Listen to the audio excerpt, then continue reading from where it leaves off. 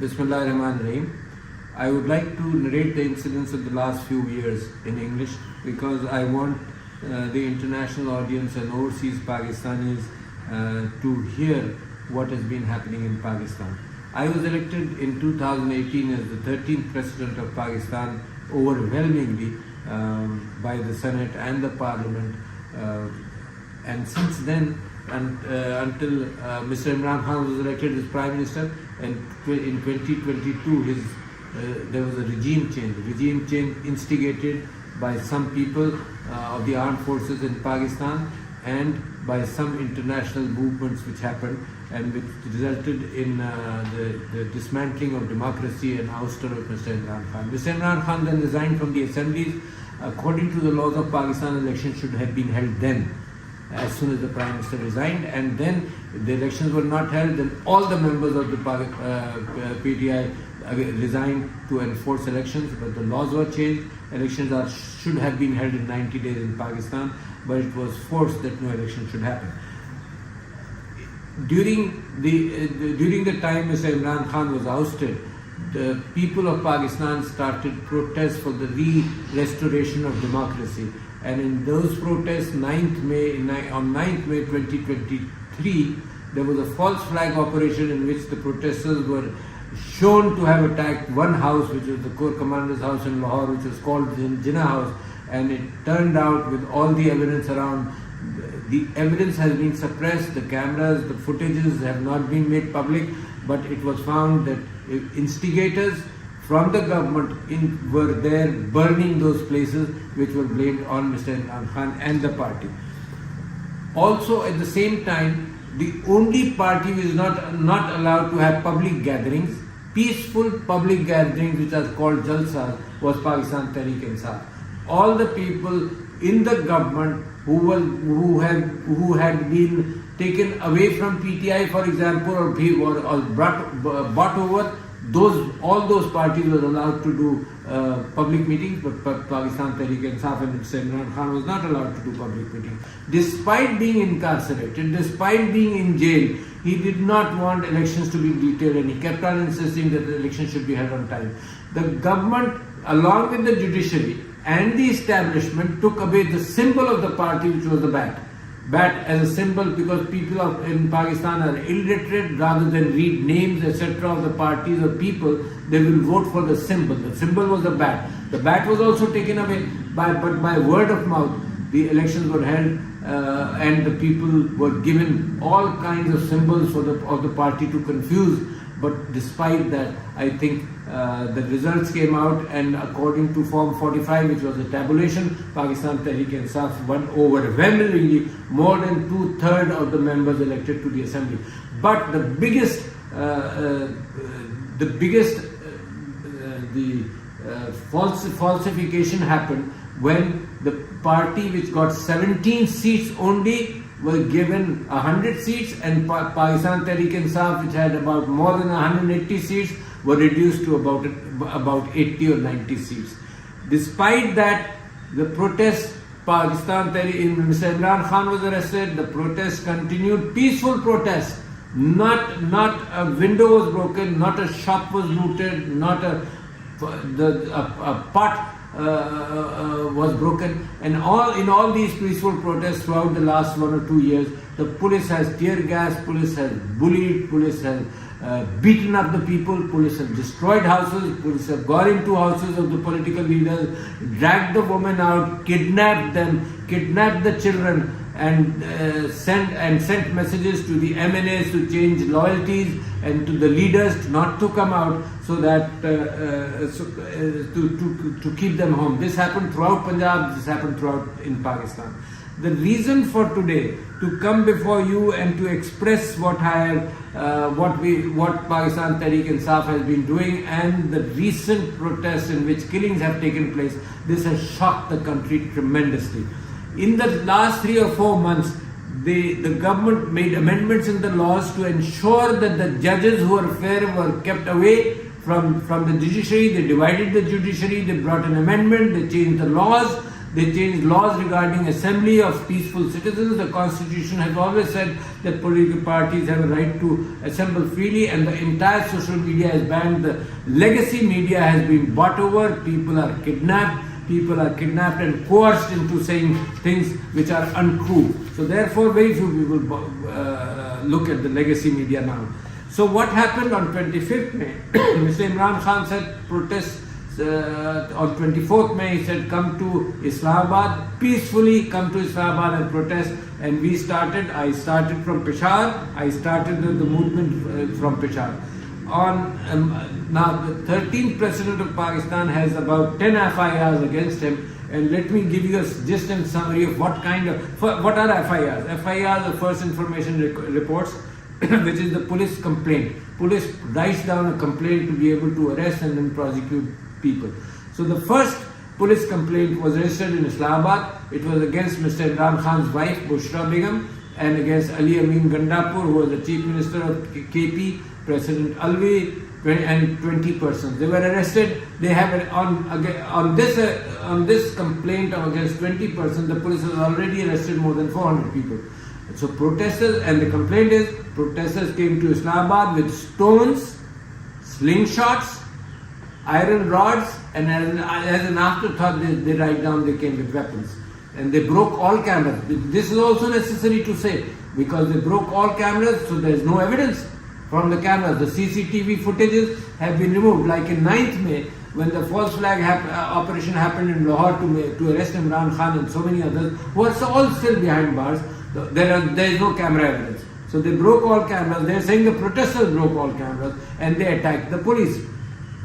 In the second report, complaint against me, which is Kosar Islamabad police station, the same people, Bushra Bibi, Ali Amin Gandapur, myself, in this Salman Akram Raja and 66 other persons, including the Chief Minister of Gilgit-Baltistan, the retired Chief Minister, and this complaint is that their foreign delegation was coming to Islamabad and the protesters used knives, the addition of adding to stones, etc. They used knives and they used empty gas shells. Now empty gas shells are the tear gas shells which the police fires, and of course the protesters, when they're being fired upon or they're being hit by rubber bullets or they're being fired upon with real bullets, they hit back with whatever they have, and they throw back gas shells, empty gas shells. The third FIR was in Taxila. Imagine, myself, I was present in all these areas. I was present in Taxila, which is a city about 120 miles outside of Islamabad, more than 100 miles. I was present there, and here they say the government imposed a section which allows no assembly of people, although the constitution gives us a right. Section 144, no assembly of more than 5 people, and they say they came out because Mr. Imran Khan gave a message and Dr. Arif Alvi also gave a message, and these people attacked the police with sticks and stones. And all these complaints are registered under the Anti-Terrorism Act, which carries severe punishments and which carries no bail at times. And why? Because these laws are very stringent. They were meant for terrorists, and now all the political activists are being punished under these laws. The fourth complaint was registered in Rawalpindi, another city 40 or 50 miles outside, 30 or 40 miles outside of Islamabad, and here too it is against 73 people, including myself and the entire Mr. Imran Khan's family and the office bearers of PTI. The fifth one is in Miawali, again a city about 150 miles outside of Islamabad, and my name is there. Now the sixth is in Kosar in Islamabad, the seventh complaint is in Margala in Islamabad, the eighth is in Karachi Company, Islamabad, the ninth is in Tarnaul, Islamabad, the 10th is in Apara, Islamabad. Now these 10 FIRs, I got pre-arrest bail from Sindh High Court, but I have to go to all these cities and get my bail confirmed, and the rest of my year is going to be spent there, because every time they call me to the court for a hearing, I have to be there, otherwise they will cancel the bail. So the next year will be totally spent looking after these FIRs and these bails. Imagine the fact that they closed down my clinic And an honest president of Pakistan, when he left the presidency, he decided to work in his own clinic, and they shut down the clinic under flimsy excuses. They have never shut down clinics. There is no law to shut it down like this. But they shut it down and it was opened up. I had to go to court. The court kept on delaying the matter, but after 60 days, after 2 months, my clinic was open, so I got back to earning my honest living.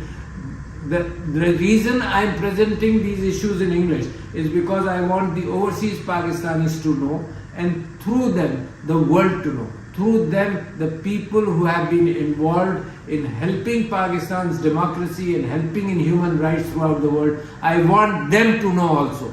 The human rights is not a domestic issue only. Human rights is in the United Nations Charter gives a right to people to appeal outside also, because when they are unable to preserve their own human rights because of the vandalism and because of the barbarity and because of the stringent action going on, they are helpless. So we can appeal to the world to pressurize the Pakistan government not to kill their own people. Now on 25th, the Pakistan Tehreek-e-Insaf has given a tentative figure of 12 dead on 25th night, which happened, and all of Islamabad knows the firing of Kalashnikovs. The sound goes out to 5 or 10 miles, and the repetitive firing tells it is a machine gun.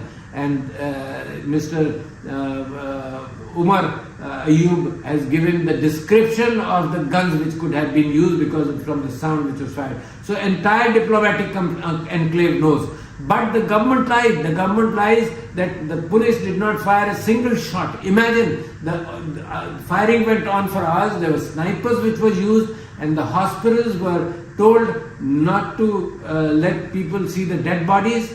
The hospitals did not do postmortems, because if they would do the postmortem, they would see the injury and the bullet wound. So the bodies were returned without postmortem, and those who received the bodies were told, were harassed. The way the government has been operating, to get votes, to change votes, to stop our MNAs from going out, they kidnap the children, they kidnap people, they kidnap the women, and they blackmail them. So it's a similar thing happened with those who were the survivors of the killings, and they went to every house and they told them not to tell the public that they were killed. They said, just say it was an accident.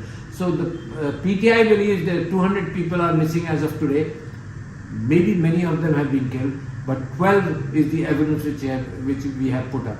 So my appeal is to the overseas Pakistanis to increase their efficacy as far as their lobbies are concerned, because I believe the battle for democracy is an important battle in the region. I believe for peace in the region it is important that the government, that the military goes back into the barracks, that the institutions like the judiciary are preserved, the constitution is restored to its original form, and the mandate, the 2/3 majority mandate which was won by Imran Khan on February 8, either that is returned through legal means according to Form 45, which is the genuine count, or elections should be held freely and fairly. Because unless this democracy comes back on its roots, the economy of Pakistan is going to be in tatters. There is no foreign direct investment which is taking place. The Pakistan Stock Exchange is artificially being put to a high. There is increasing poverty in Pakistan. 26 million children are out of school. The health facilities are very poor. So I am appealing to everybody who listens to this talk and to this expression, that we are struggling in a peaceful manner. Keep in mind, we are struggling in a peaceful manner. I want to remind again and again that all these protesters have been peaceful. It is a peaceful struggle, and unless this peaceful struggle is recognized throughout the world, we see the people resort to violence. In Pakistan too, in Balochistan and Fatah, people have resorted to violence. We don't want violence at all. We are not going to encourage any violence, but we want the violence of the police and the rangers and the forces should go back into the barracks. The people are sustaining this. We believe in Pakistan, we believe in the democracy in Pakistan, we believe in human rights, we believe in peace in the region, but all these things are at risk if the present establishment continues in this manner. It has the mandate of Mr. Imran Khan's party has to be returned to. Thank you very much. I believe my appeal to you should make an effect. ultimately, and things have to change within the next weeks and months, not later than that. Thank you very much.